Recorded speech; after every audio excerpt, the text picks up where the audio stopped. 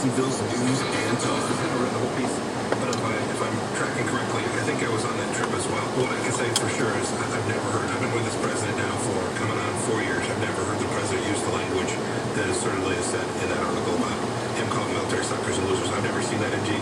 Just the contrary. He has always had the deepest respect. I'm a veteran too. I care deeply about these young men and women. I've watched the president honor them in every situation that I've been in with him as well. Secretary of State Mike Pompeo on Fox and Friends today, commenting on the Atlantic article that basically said he didn't want to go to a World War I battlefield in France because he says those guys were all losers and why were we fighting for somebody else anyway? Who are the good guys? And the Atlantic story could have been written in 2018, but mysteriously it's been written on Labor Day in 2020. With us right now is Admiral James Stavridis. You know, he used to run NATO with the keys to the place, and you can always follow what he thinks on admiralstaff.com. Admiral, welcome back. Good to be back, Brian. Happy Labor Day. Same to you. Sailing True North, the name of your book, 10 Admirals and the Voyage of Character. Great read, especially for this weekend if you spend all 3 days on the beach, because a lot of us were staying home on Labor Day because of all the restrictions and the pandemic. So, Admiral, what is your take on this Atlantic story? Well, first of all, I've been to so many of the battlefields all over Europe and North Africa as Supreme Allied Commander. I can't count the number of wreaths I've laid, and these are sacred shrines to our military, to those who've really given their all. Obviously, I have never been around President Trump in the course of his presidency. I met him beforehand.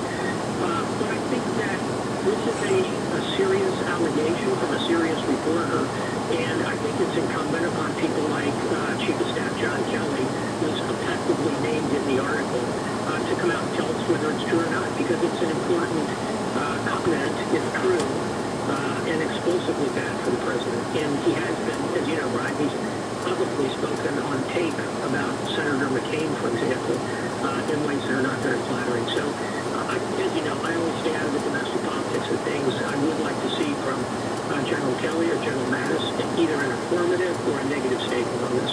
CNN evidently is reporting, or there's some reports out there, CNN is putting together an anti-Trump former staffer conference that might include General Mattis, Gary Cohn, and maybe General Kelly there.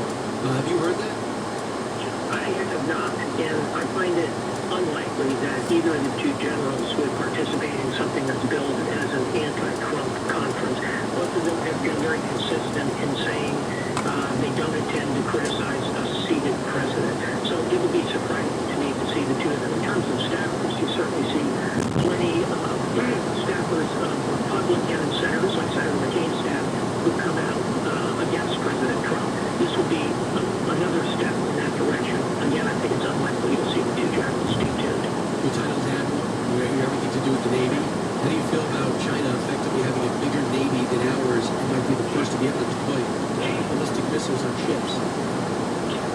I am very concerned about this. I think it would come as a surprise to most Americans that the Chinese Navy is actually, in terms of numbers of warships, is larger than that of the United States. We have about 290 warships. China is pushing toward 400, and it shows no signs of slowing down. And they're very capable warships, Brian, for what China intends to do with them, which is to use them in the South China Sea to pressure Taiwan, to pressure the other nations in that region, and consolidate their claims to the entire South China Sea. So we're on a collision course in a maritime sense, no pun intended, with China.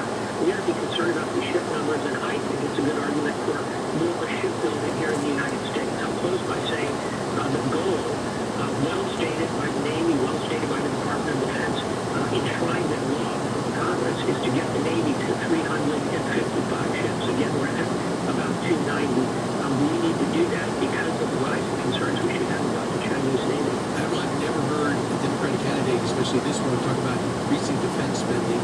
And we know what happens to defense through sequester and other things in the previous 8 years of the administration. Does that concern you? If you cite that as a need, don't you think that should be an election issue? I think it should be, and I think it ought to be debated between the two candidates, and as voters go to polls, they get to decide what issues really matter to them as they cast them out. I will say this, the Department of Defense budget, usually round numbers, is trying between $600 and $700 billion. What I would say is we need to reallocate within that budget, and they started, and I would think both campaigns would agree on that.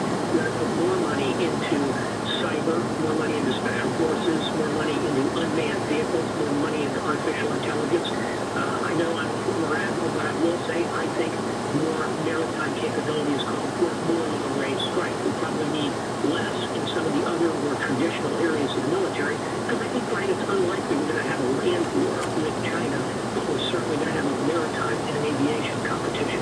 So there's a reallocation that's important to understand as well. To summarize on this time in which we just passed VJ Day at the end of World War II and these celebrations and recognitions, Russia and China put together a joint statement citing the U.S.'s role for World War II, but also citing their long-term alliance.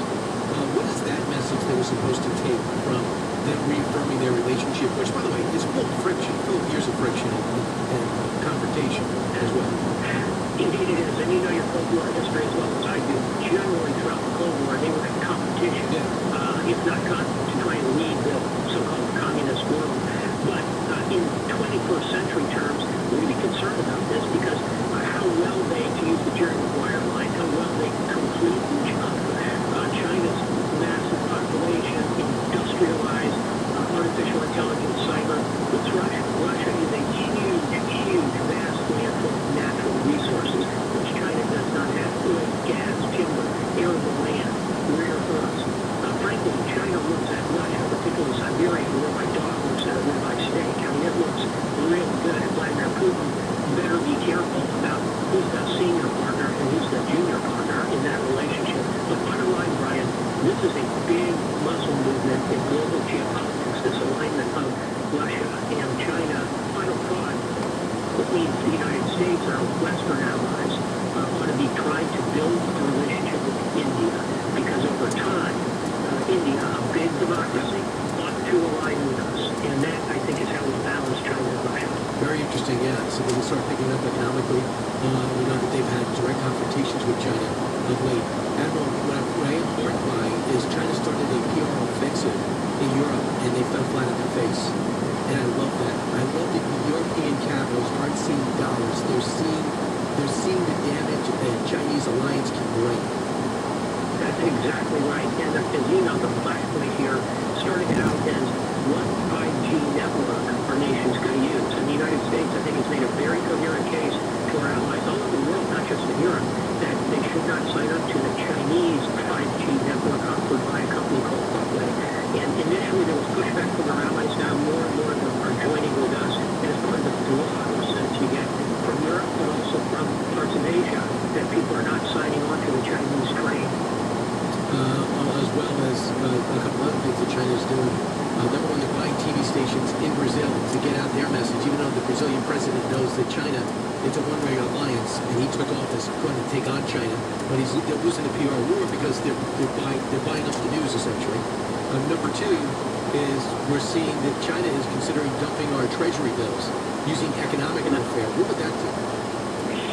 That would be very difficult for the U.S. economy for a lot of obvious reasons. If there were a lot of T-bills on the market suddenly that people could buy, supply and demand, it would create a major discomfort here in the United States. And Brian, our response, frankly, would be to close our markets to China. These are two nuclear options, if you will, for China to really call them all its U.S. debt. On the other hand, the U.S. response would probably be simply shutting our markets to China. That's not going to help either country. So I think it's unlikely China's going to reach for that nuclear option. What you will see them doing is kind of playing a rope-a-dope between now and the election. They're probably looking at a very different set of deals with the Trump administration or Biden administration. So on that one, no big movement between now and the election. Post-election, it will depend on which administration is in power. And is North Korea waiting for that too? Oh, big time. Both North Korea and Iran, which you may have noticed have been kind of silent of late, are waiting. That's simply because for both those countries, very different paths. The Trump administration, Iran, really does not want that. More maximum pressure, great challenge ahead for the Ayatollahs. Over in North Korea, on the other hand, the North Koreans will probably, if it's a new administration, will start out by testing the Biden administration, maybe do a nuclear test, maybe do long-range